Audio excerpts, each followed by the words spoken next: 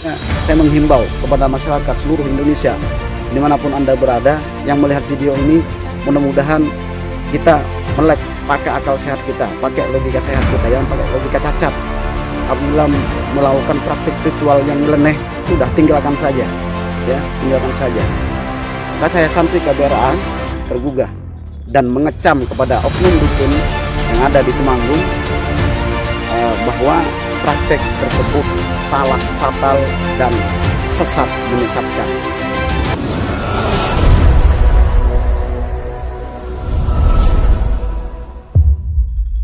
Assalamualaikum warahmatullahi wabarakatuh. Salam satu jiwa. Baik sahabat SKK, santri KBRA Kalteng, mari kita tetap olah hati dengan bersalawat kepada Nabi.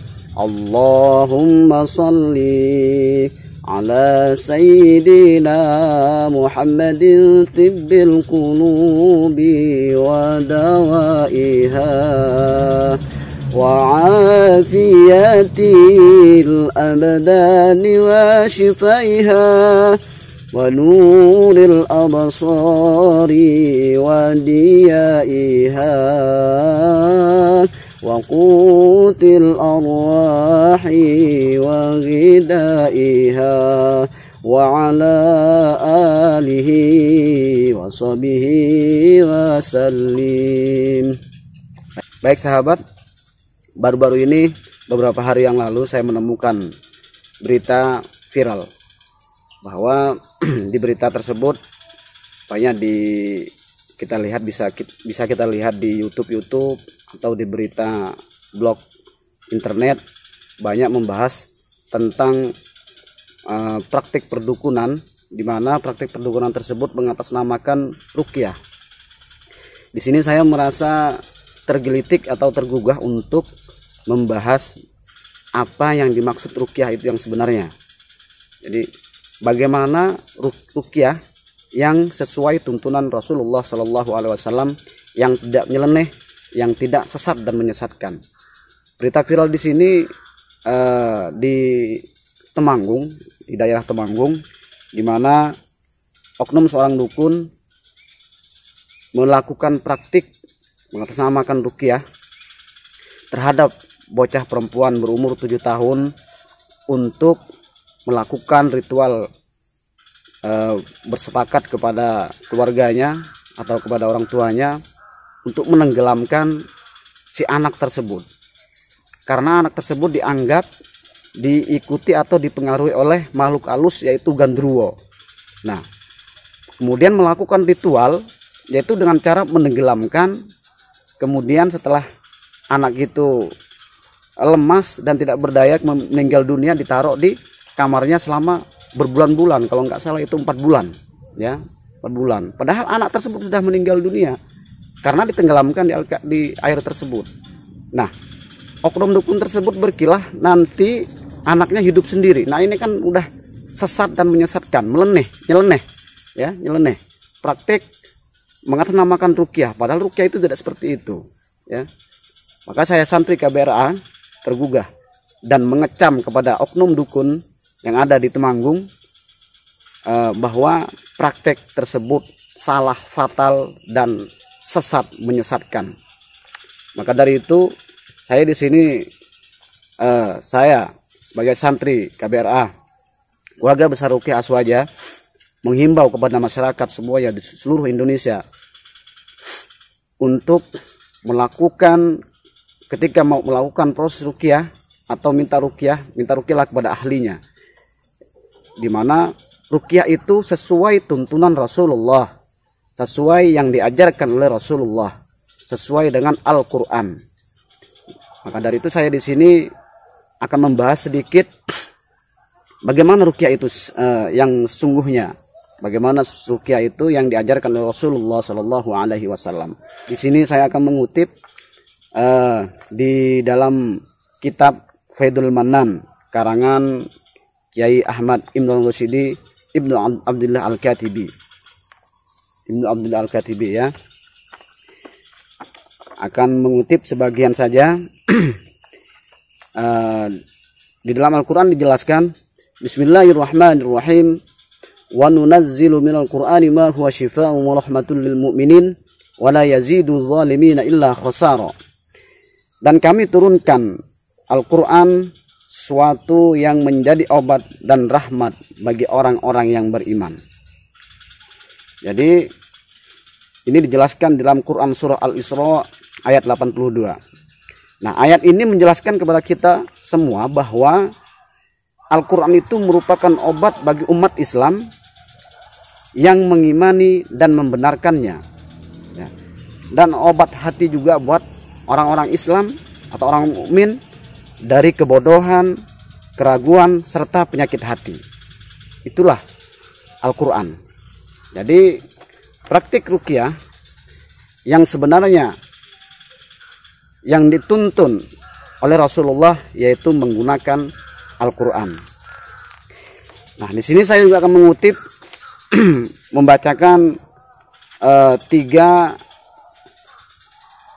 yang disepakati oleh para kebanyakan ulama yang memenuhi tiga syarat. Yang pertama adalah hendaklah ruqyah itu dilakukan dengan kalamullah atau yang mengandung asma Allah dan sifat Allah.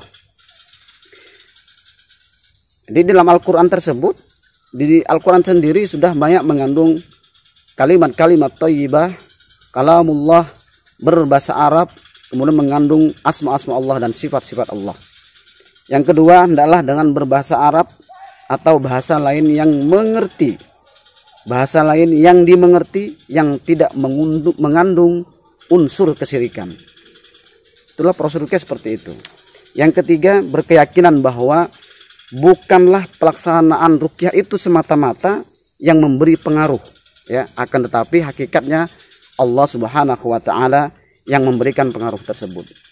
Jadi jika ada oknum dukun yang melakukan proses ruqyah atau praktik ruqyah, mengatasnamakan ruqyah, jika tidak sesuai dengan Al-Quran, tidak sesuai dengan tuntunan Rasulullah, atau nyeleneh, ya, nyeleneh, tidak bisa dinalar dengan akal sehat, tidak bisa dilogikakan dengan logika sehat, maka jangan diikuti, hindari, ya.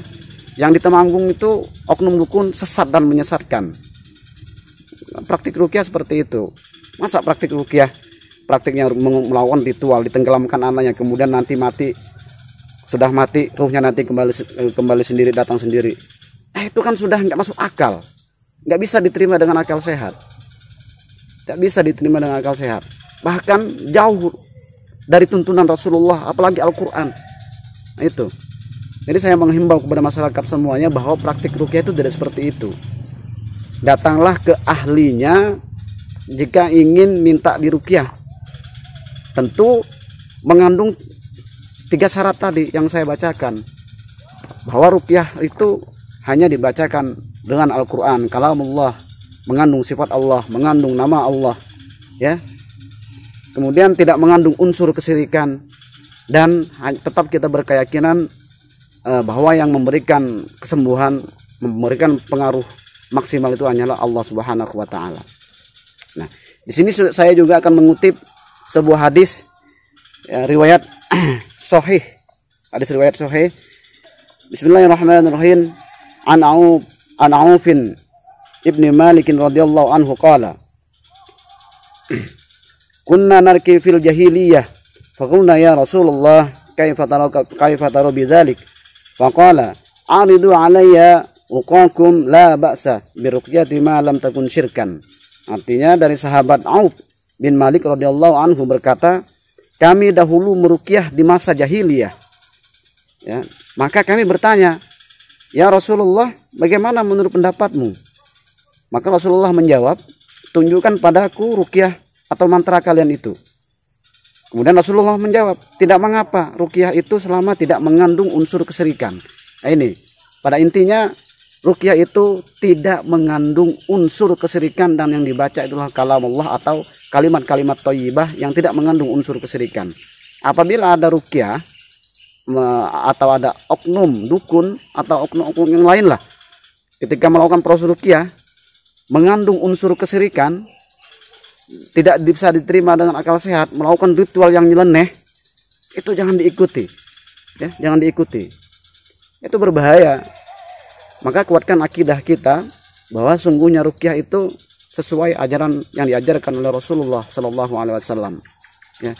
Jadi sangat miris, tragis yang terjadi di Temanggung, bocah perempuan berumur 7 tahun melakukan mengatasnamakan praktik ruqyah dengan ritual menenggelamkan kemudian meninggal dunia. Itu kan sangat nyeleneh, nggak masuk akal. Setelah meninggal dunia kemudian ditunggu mayatnya selama berbulan-bulan, 4 bulan di dalam kamarnya, dan nanti rohnya datang kembali hidup sendiri. Aduh, itu masya Allah, dari mana itu? Innalillahi wa inna ilaihi raji'un. Mudah-mudahan kita semuanya, saya menghimbau kepada masyarakat seluruh Indonesia dimanapun Anda berada yang melihat video ini, mudah-mudahan kita melek pakai akal sehat kita, pakai logika sehat kita, yang pakai logika cacat. Apabila melakukan praktik ritual yang nyeleneh, sudah tinggalkan saja, ya, tinggalkan saja, jangan diikutin. Pahami dan perhatikan praktik-praktiknya, bahwa praktik ruqyah itu tidak seperti itu. Yang sesungguhnya itu hanyalah sesuai dengan tuntunan Rasulullah Sallallahu Alaihi Wasallam. Yang dibacakan itu adalah Al-Quran, mengandung asma Allah, sifat Allah, dan tidak mengandung unsur kesyirikan. Ya, mungkin ini siapapun yang melihat video ini mudah-mudahan bisa menambah wawasan tentang mengenai ruqyah yang sesungguhnya, ya, tentang ruqyah yang sesungguhnya. Jadi mohon maaf, mungkin ini saja yang bisa saya sampaikan. Mudah-mudahan ada benarnya. Apabila ada benarnya itu semata-mata dari Allah Subhanahu wa taala. Apabila ada salahnya itu semata-mata dari pribadi saya sendiri. Kurang lebihnya mohon maaf. Billahi taufiq wal hidayah. Wassalamualaikum warahmatullahi wabarakatuh.